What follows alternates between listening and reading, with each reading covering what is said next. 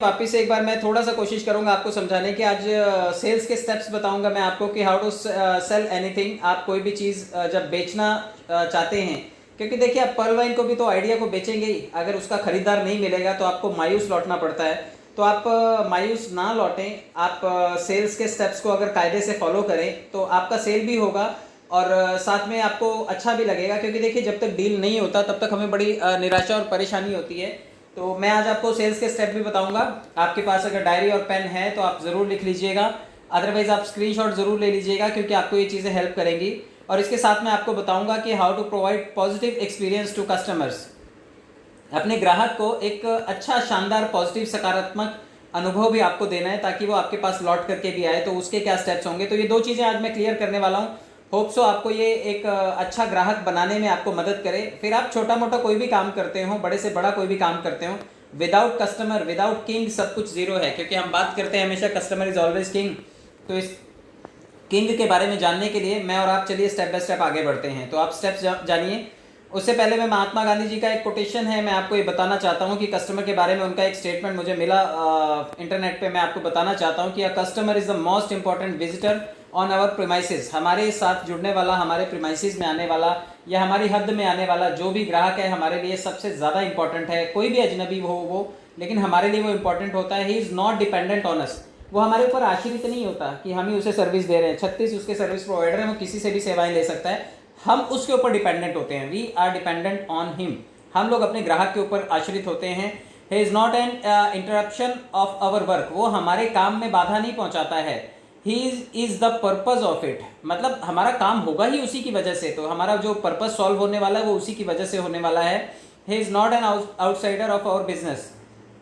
कई बार लोगों को लगता है ये फालतू का आदमी आ गया मेरे पास, ऐसा नहीं होता है।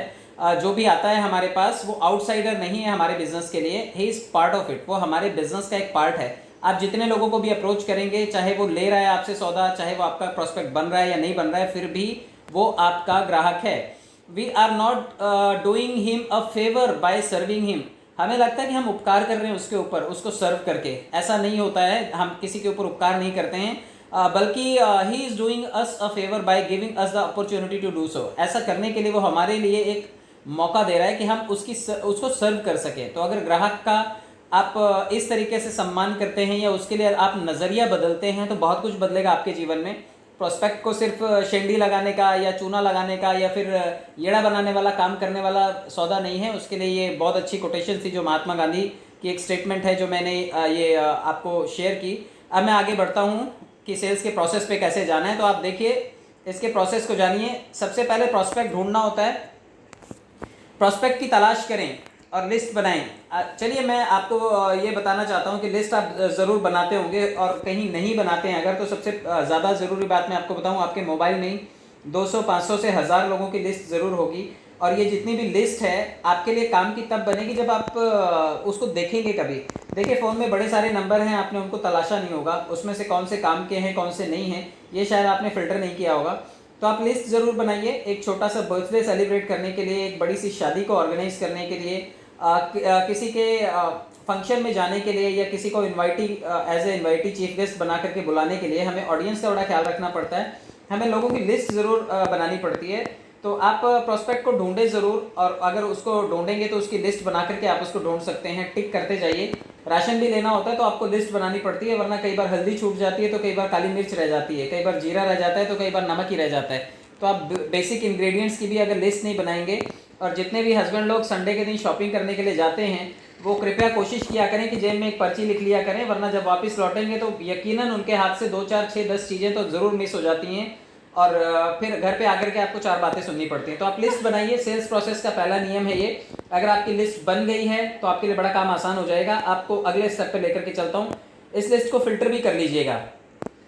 कई बार क्या होता है ना कि हम लोग लिस्ट तो बना लेते हैं, लेकिन हमें पता नहीं होता है कि मतलब जो रिजल्ट देने वाला है वो कंज्यूमर कौन सा है, या फिर वो हमारा प्रोस्पेक्ट कौन सा है, किसके थ्रू हमें रिजल्ट मिलेगा। तो आपके पास फ़ोन लिस्ट में बड़े सारे नंबर हैं, लेकिन कुछ लोग रैंडमली हथौड़ा मारना शुरू कर देते हैं कि चलो आज इसको कर लेता हूँ, चलो उसको कर लेता हूँ।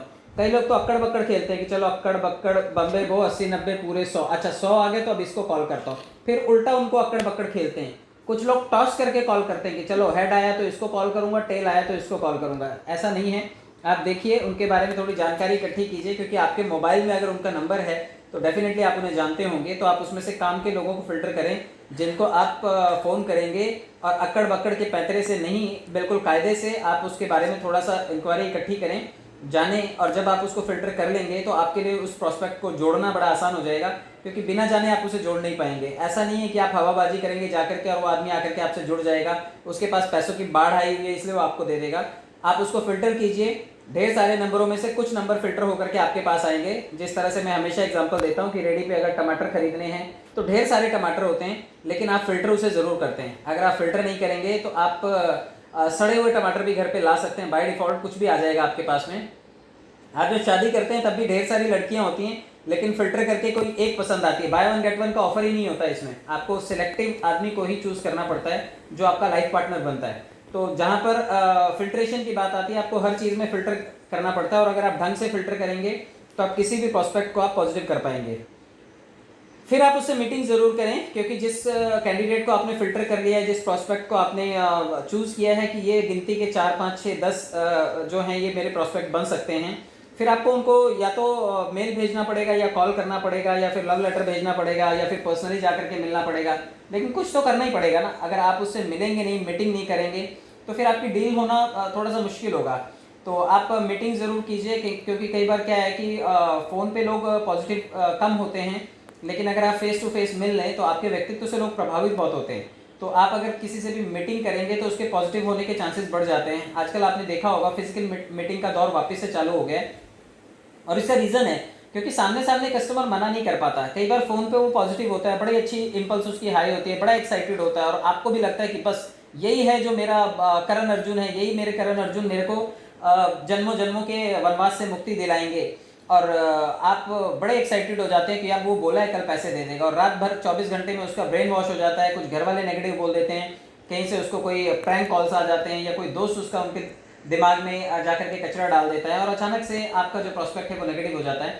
इसलिए आप टाइम ज़रूर लें और उसके बाद उससे जाकर के मीटिंग करें। और जब आप उससे मिलेंगे तो सामने जाने के बाद कई बार कहते हैं ना कि अच्छे डॉक्टर के पास जब आप जाते हैं तो चेहरा देखते ही उसका आधी बीमारी तो आपकी ठीक हो जाती है। तो कई बार प्रॉस्पेक्ट आपकी शक्ल देख करके भी आपसे जुड़ जाता है, वो कहता है यार इतना अच्छा आदमी आया है, इतना मासूम आदमी आया है, चलो इतनी अच्छी बातें की थी इसने मुझसे, चलो मैं पॉजिटिव हो जाता हूँ। तो कई बार लोग राज़ी हो जाएंगे आपकी मीटिंग के दौरान।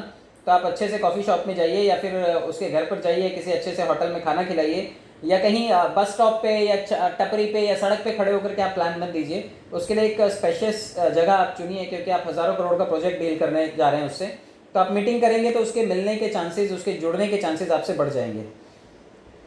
अब उसकी समस्याओं को जानना है आपने। जब आप उससे मिलेंगे तो आप उससे ज़रूर पूछिएगा कि उसकी लाइफ में क्या क्या चैलेंजेस चल रहे हैं, उसकी लाइफ को लेकर के वो क्या सोचता है, वो अपने बच्चों को लेकर के, अपनी फैमिली को लेकर के, सेविंग्स को लेकर के, इन्वेस्टमेंट्स को लेकर के, अपने माँ बाप को लेकर के, या फिर अगर शादीशुदा नहीं है तो होने वाली गर्लफ्रेंड को लेकर के, या होने वाली बीवी को लेकर के क्या वो सोचता है।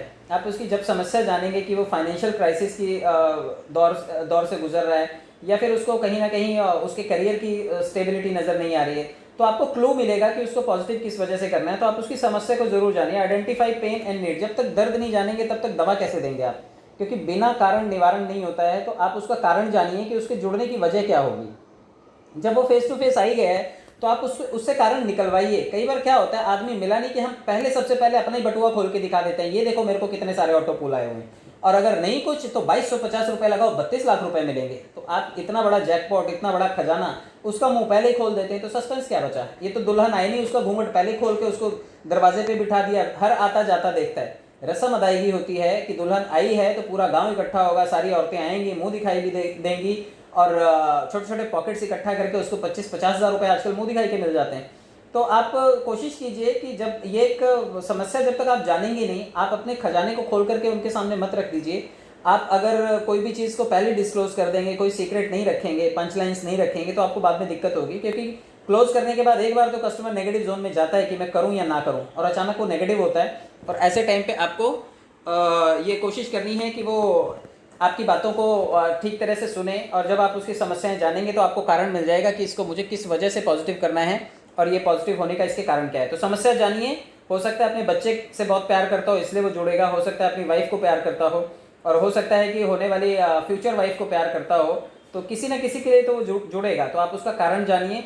पैसा ही सिर्फ वजह नहीं है कि एक आदमी जुड़ेगा, क्योंकि कई बार संपन्न लोगों से भी आप मिलेंगे जिनके पास इनफ पैसे हैं, तो शायद उनका कारण सोशली कंट्रीब्यूट करना हो सकता है, गरीबों की मदद करना हो सकता है, गरीब लड़कियों की शादी करवाना हो सकता है, ओल्ड एज होम्स में मदद करना हो सकता है, ऑर्गन डोनेशन के लिए हो सकता है, ब्लड डोनेशन के लिए वो लोग कुछ करना चाहते हों, बड़ा चैरिटी करना चाहते हों, या फिर अपने एरिया में कोई ना कोई मंडल के थ्रू वो कुछ सोसाइटी को कंट्रीब्यूट करना चाहते हों।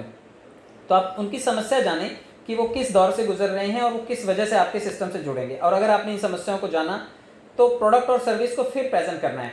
फिर आप बताइए कि आपके पास क्या है। कई बार आप उसको पहले बता देते हैं कि देखो मेरे पास ये, आपको पहले नहीं दिखाना है। ये इस लेवल पर आकर के 5वें लेवल पर आपको चीज़ों का प्रेजेंटेशन करना है।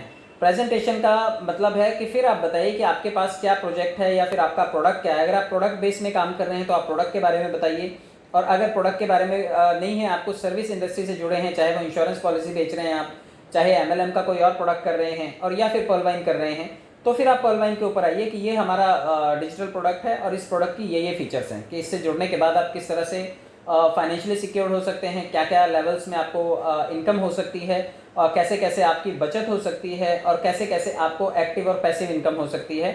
और इस लेवल पे पहुंच करके आपको प्रोडक्ट की जितनी खूबसूरती आप बता सकते हैं, ये पूरे का पूरा गुणगान आपको इस लेवल पर करना है। तो यहाँ पर पहुँचने के बाद आपको किसी और चीज़ के बारे में नहीं, जो आपकी सर्विस है, जो आपका प्रोडक्ट है, आपको अपने प्रोडक्ट के बारे में जितनी जानकारी है आप यहाँ पर उसको बता सकते हैं। तो इस लेवल पर आने के बाद आप उसे प्रेजेंटेशन दीजिए, और वो आपके इस प्रेजेंटेशन से खुश भी होगा, क्योंकि आपने ऊपर के 3-4 स्टेप फॉलो किए हैं, आपने उसका कारण जान लिया। अब उस कारण से आप उसको कनेक्ट कर पाएंगे कि आपकी ये वाली समस्या को ये वाला हमारा जो सर्विस है ये सॉल्व करता है। तो आप अपनी अपॉर्चुनिटी को जब उससे कनेक्ट करके देंगे कि उसकी प्रॉब्लम इस तरह से सॉल्व हो सकती है, तो वो बराबर आपके साथ जुड़ना पसंद करेगा। उसके सवाल भी होंगे कुछ, क्योंकि जब वो आपसे जुड़ना चाहेगा तो आपके साथ सवाल भी करेगा, और सवाल करने के बाद आपको उनके जवाब भी देने होंगे। तो एक कोशिश ज़रूर कीजिएगा कि आपके पास हर सवाल का जवाब हो। बहुत सारे लोग तैयारी करके नहीं जाते हैं, तो आपको तैयारी करके भी जाना है। कई बार लोग ड्रेसअप होते हैं, अच्छे कपड़े पहनते हैं, लेकिन बेल्ट लगाना भूल जाते हैं। कई लोग सॉक्स पहनना भूल जाते हैं, और कई लोग तो पैंट की चेन लगाना ही भूल जाते हैं।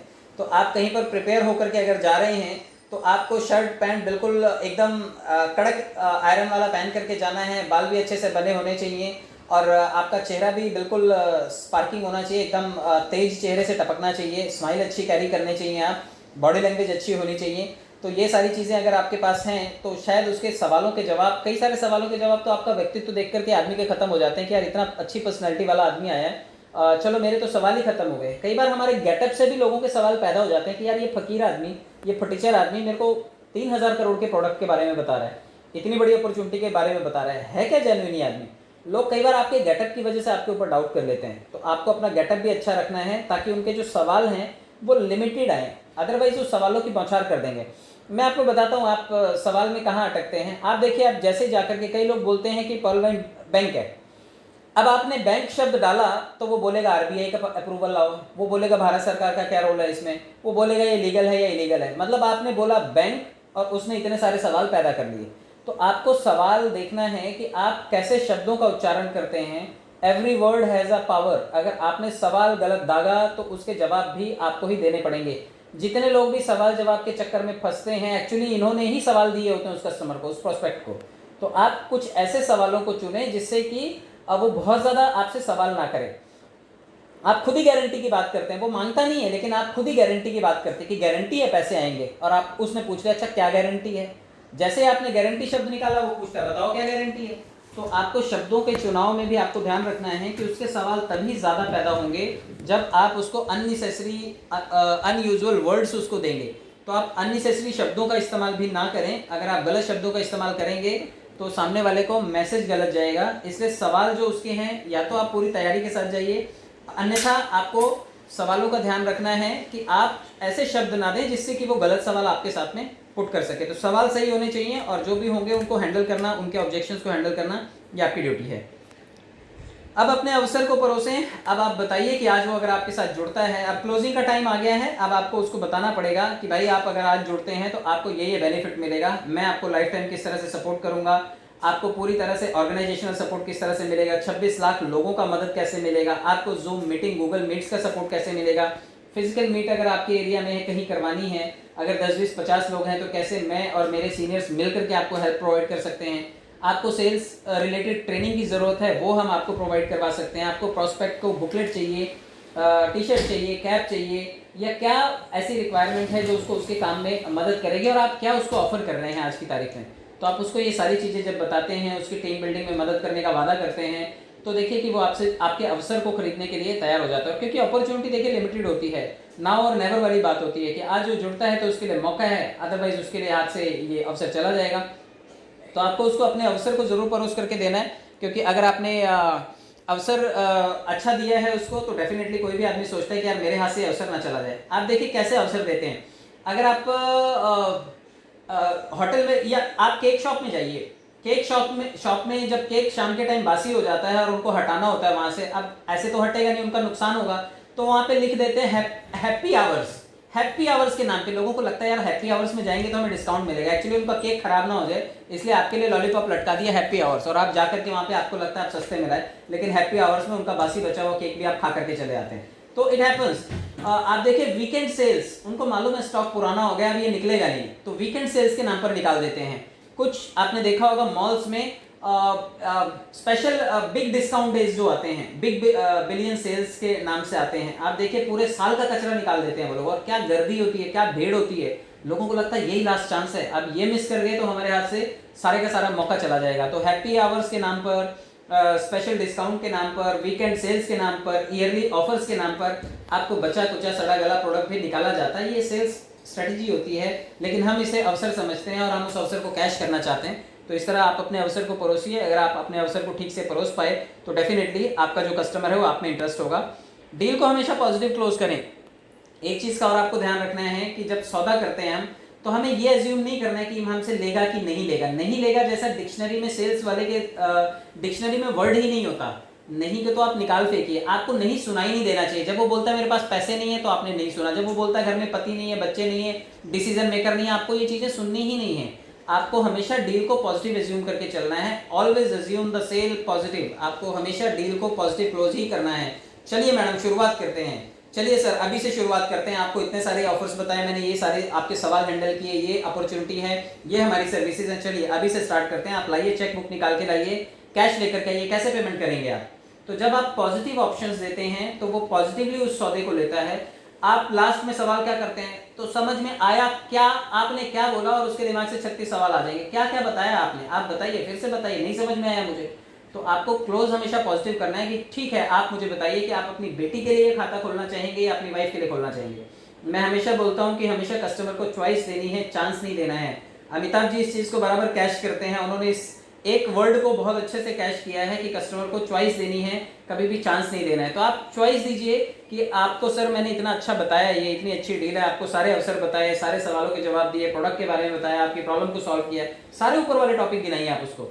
और उसके बाद बोलिए कि अब आप मुझे बताइए कि आप अपने लिए लेंगे या अपनी वाइफ के लिए लेंगे। आप घर में सबसे ज़्यादा प्यार किसको करते हैं? आप अपनी बेटी को करते हैं या अपने बेटे को करते हैं? आप चॉइस तो दीजिए। बेटी और बेटे में कंपैरिजन ही नहीं कर पाएगा, वो कहेगा नहीं दोनों को करता हूँ, तो दोनों के लिए खाता खुलवाना पड़ेगा आपको। तो आप जब चॉइस देंगे, पॉजिटिव चॉइस देंगे, तो वो लेगा। आप ये मत बोलना कि बीवी को चाहिए कि गर्लफ्रेंड को चाहिए, तो वो कंफ्यूज हो जाएगा। ऐसे टाइम पे मुश्किल हो जाएगी उसके लिए फैसला लेना। तो आपको हमेशा ये पूछना है कि भाई आप किसको ज़्यादा प्यार करते हैं। इतनी बातें आपने सुनी, ये अपने आप में एक पावरफुल क्वेश्चन है।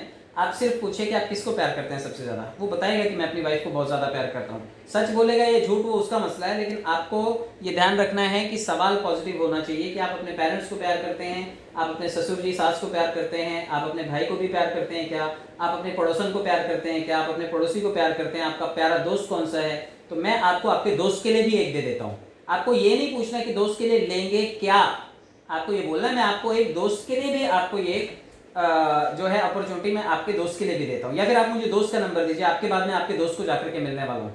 तो आप जब पॉजिटिव डील को क्लोज करेंगे तो सामने वाला जो है वो नेगेटिव देने के चांसेस उसके कम हो जाते हैं, क्योंकि आपने उसके ब्रेन का पॉजिटिव ट्रिगर ऑन किया है। अब वो सिर्फ और सिर्फ आपको पॉजिटिव आंसर देगा। सेवाएं डिलीवर करें, यस ये सब कुछ हो गया। तो आप उसको सर्विस भी अच्छी दीजिए, क्योंकि कई बार क्या होता है जुड़ तो जाता है आदमी, लेकिन हम उसको पोस्ट सेल सर्विसेज बोलते हैं इसको, कि सौदा होने के बाद में कोई सर्विस नहीं देना चाहता। जैसे आप मोबाइल ले आइए किसी दुकान से और आप दोबारा जाइए कि यार भाई साहब मैं मोबाइल लेके गया था यार, इसका ये बराबर फंक्शन नहीं कर रहा है। वो कहता भाई मेरी ड्यूटी नहीं है, काम करो सर्विस सेंटर चले जाओ। तो आप सर्विस सेंटर वाला में मत भेजा कीजिए, क्योंकि परवाइन में गिनती के तो आप लोग जोड़ते हैं, 8 10 15 लोग, 50 लोग से ज़्यादा आप जोड़ नहीं पाएंगे। और 50 लोगों को आप मैनेज कर सकते हैं, बड़ी बड़ी कंपनियां लाखों एम्प्लॉयज़ को मैनेज कर रही हैं। आपके पास अगर 2 4 10 लोग हैं, आप उनकी समस्या सुनिए, आप उनको जो भी सेवाएं हैं, चाहे इसके बाद उनको डीपी लगने वाले हैं, इसके बाद उनको आईडी कैसे लॉगिन करना है, नंबर कैसे वेरीफाई करना है, ईमेल कैसे डालना है, कंप्लेंट कैसे लॉन्च करनी है, कोई भी इनकी क्वेरीज हैं, प्रेजेंटेशन कैसे देना है, या सिस्टम में ये बाकी सब डिटेल्स कहाँ मिलेंगी। कई लोग इरिटेट हो जाते हैं, कहते हैं कि ज़्यादा पूछने का नहीं मेरे से, अपना दिमाग चलाने का, मेरे पास नहीं आने का। तो कैसी सेवा हुई है आपकी? आप कहने के लिए बोलते हो मेरे पास हज़ारों लोगों की टीम है, लेकिन आप चिढ़ जाते हो अपनी टीम के एक ही सवाल से। तो आपको नाराज़ नहीं होना है, आपने ये टीम बनाई है। कई लोग अपने बच्चों से भी बड़े नाराज़ होते हैं कि साला मेरा बेटा लगता ही नहीं है, मेरी बेटी लगती ही नहीं है, अपने ऊपर ही शक करते हैं। उनको लगता है कि नहीं, ये बीवी कहीं से लेकर के आई थी। अरे भाई, वो टीम आपने चॉइसफुली बनाई है, आपने खुशी खुशी उन लोगों को अपने साथ जोड़ा है, तो उनको सेवा देने में क्या प्रॉब्लम है? आपका बच्चा आपसे हज़ारों सवाल कर सकता है, उसका हक बनता है, आप उसको अच्छे सर्विस डिलीवर कीजिए। तो आप सेवाएं जब देंगे अपनी टीम के लोगों को, तो उनका मनोबल बढ़ता है। आपकी टीम में जो कमज़ोर से कमज़ोर आदमी भी होगा, अगर आप उसके कंधे पर हाथ रखते हैं कि तू टेंशन मत ले, मैं हूँ तेरे साथ, सिर्फ इतना ही बोलना काफ़ी होता है। आपके इतना बोलने से भी उसको ताकत आ जाती है और वो अपनी प्रॉब्लम को खुद ही सॉल्व कर लेता है। तो आपको सेवाएं देनी है, और सेवाएं देने में बिल्कुल कोताही नहीं करनी है। अपनी टीम के लिए बिल्कुल बड़ा दिल आपको रखना है, क्योंकि वही टीम तो आपको रोटी कमा करके देगी। और जो रोटी कमा करके दे, ऐसे सोर्स को कभी किक नहीं करना चाहिए, कभी गलत शब्द नहीं बोलने चाहिए, कभी गलत स्टेटमेंट नहीं पास करनी चाहिए, कभी बेवकूफ़ या कोई भी और श्रेणी में उसे नहीं रखना चाहिए। तो आप सेवाएं डिलीवर करें जो भी उनको चाहिए। चलिए, मैं आपको अगले पॉइंट पर लेकर के चलता हूँ। अपसेल, क्रॉस सेल, या फिर आप इसे बोलिए कि मल्टीप्लाई सेल। जब आपको सेल्स को मल्टीप्लाई करना है ना, फॉलोअप लेना पड़ेगा आपको, और मल्टीप्लाई करने के लिए आपको उनसे रेफरेंस जरूर लीजिए। कई बार रेफरेंस सेलिंग का काम बहुत अच्छा होता है। जितने लोगों को भी लगता है कि उनकी सेल्स मल्टीप्लाई नहीं हो रही, वो सिर्फ 2250 का प्लान दे करके है, तो आप सोचिए कि उसका रिश्तेदार भी तो होगा दुनिया में, उसके भाई भतीजे भी तो होंगे, उसके दोस्त भी तो होंगे। अब 60 साल वाले आदमी का दोस्त कोई 20 साल का छोकरा तो होता नहीं है, डेफिनेटली उसका हम उम्र कोई होगा। अगर वो डायबिटिक है तो दूसरे वाला भी डायबिटिक होगा। हम लोग ऐसे ही सेल्स में करते हैं, क्योंकि मैं आयुर्वेदिक मेडिसिन में काम करता हूँ। तो मेरे जो एग्जीक्यूटिव्स हैं, जब वो किसी कस्टमर को अप्रोच करके कोई डील करते हैं, 2-3 हज़ार रुपये का किसी को दवाई दे दिया, तो उससे ये ज़रूर पूछते हैं कि काका अच्छा आपका कोई दोस्त रहता है इस एरिया में? तो पक्की बात है, दिल्ली वाले का दोस्त दिल्ली में ही रहता होगा, कहीं आस पड़ोस में ही रहता होगा, 2-4 बिल्डिंग इधर या 2-4 बिल्डिंग उधर। अब ऐसा तो है नहीं कि दिल्ली वाले का दोस्त दुबई में ही रहता है। आप जब भी किसी से रेफरेंस लेंगे, तो रेफरेंस सेलिंग में एक चीज़ बहुत अच्छी होती है कि आपके आसपास ही वो दूसरा क्लाइंट भी अवेलेबल होता है। आप उससे रेफरेंस नहीं लेते, सिर्फ पूछते नहीं हो, इसलिए आपको मिलता नहीं है। तो आप जिसने लिया है ना, वो कोशिश करता है कि वो सबसे क्लोज वन को ज़रूर उसमें शामिल करे। तो आप अगर अपनी सेल्स को मल्टीप्लाई करना चाहते हैं, आप चाहते हैं कि एक घर में 4-5 खाते खुलें, या एक मेंबर जो है वो आपको 4-5 रेफरेंसेस दे, तो आपको एक लाइन एक्स्ट्रा बोलनी पड़ेगी कि भाई साहब आपको कोई जानता है क्या, और यहाँ पर आपका सबसे अच्छा दोस्त बताइए मुझे कहाँ रहता है, मैं उनके पास भी जाऊँगा, आपका नाम बताऊँगा। और वो हक से कस्टमर बोलता है कि हाँ एक काम करना, वहाँ जाना, मेरा नाम बताना, वो मेरा जिगरी दोस्त है, वो ज़रूर लेगा क्योंकि मैंने भेजा है। तो आप रेफरेंस लीजिए, और जब आप रेफरेंस सेलिंग करेंगे तो आपकी सेल्स कई गुना मल्टीप्लाई हो जाएगी। हमारे एग्जीक्यूटिव्स जब जाते हैं घरों में, तो इसी तरह से कई बार एक आदमी जो मिलता है, कई बार उस एरिया का रसूखदार आदमी होता है, उसके एरिया के इन्फ्लुएंस वाले लोग बहुत सारे होते हैं, वो कई सारे ऐसे रेफरेंसेस दे देता है जिसकी वजह से सेल्स मल्टीप्लाई होती है। तो आप अपने काम में भी, जो भी काम आप कर रहे हैं, आप लोगों के साथ व्यवहार अच्छा कीजिए। दुकान में जाने के बाद आप कभी SBI के बैंक में चले जाइए, बैंकों के लोग कैसा व्यवहार करते हैं आप देखिए। कभी कभी तो ऐसा लगता है कि यार सचमुच इनके साथ घपतगोल करने वाले लोग हैं ना, सही करते हैं, क्योंकि ये लोग व्यवहार ही बहुत गंदा करते हैं। लेकिन आप प्राइवेट बैंक में चले जाइए तो देखिए वहाँ पर व्यवहार की कैटेगरी अलग है। आपको बिल्कुल दामाद की तरह ट्रीटमेंट मिलता है, आपको बिठा के चाय कॉफ़ी भी पिलाई जाती है और अच्छे से ट्रीटमेंट भी किया जाता है। तो सेवाओं में बड़ी सारी गफलत होती है, इसलिए सेवाओं में काफ़ी सारे लोगों को शिकायत होती है। तो अगर आपकी सेवा और आपका रेफरेंस लेना, ये दोनों काम कर गए, तो आपका सेल्स मल्टीप्लाई हो जाएगा। तो ये सारे स्टेप्स हैं, ये 10 स्टेप्स हैं। अगर आप इसे फॉलो करते हैं तो डेफिनेटली आपको सेल्स क्रिएट करने में बहुत आसानी होगी। तो आप इन सभी स्टेप्स को फॉलो कीजिए, और अगर आपने ये सब फॉलो कर लिया है तो उसके बाद कस्टमर के साथ कुछ रिश्ता भी बनाना पड़ेगा, क्योंकि मैंने एक पॉइंट और बताया था आपको, आप इस